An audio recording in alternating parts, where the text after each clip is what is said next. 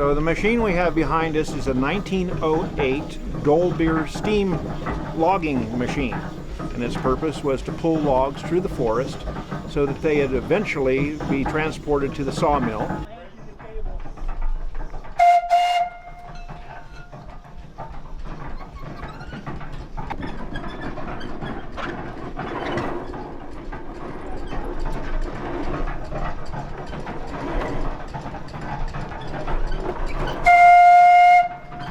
This steam engine operates essentially by a wood fire boiling a steep kettle full of water, creating steam.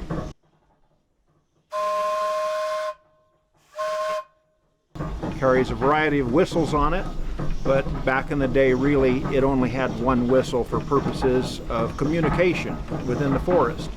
If there was a need for communication over the side of a hill, they would have what's called a whistle punk, a small boy that had a wire that was attached to the whistle, and he would watch the logging operation below and then pull the whistle at the right time so that the steam engineer could engage the machinery and pull the log up from an area where the engineer couldn't exactly see it. So what we will be doing is a demonstration of how this machine actually moved logs through the forest. Essentially, the loggers would drop the trees and this machine would roll the logs into two-pole chutes, which is basically a road through the woods. They would drag these logs through the woods, eventually dumping them into Shaver Lake. It would be gathered up by the steamboat, the Michigan, transported over to the sawmill. The sawmill would then cut them into boards.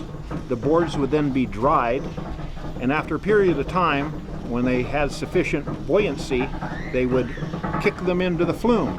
And then the flume was 42 miles long and would reach Clovis 6.5 hours later.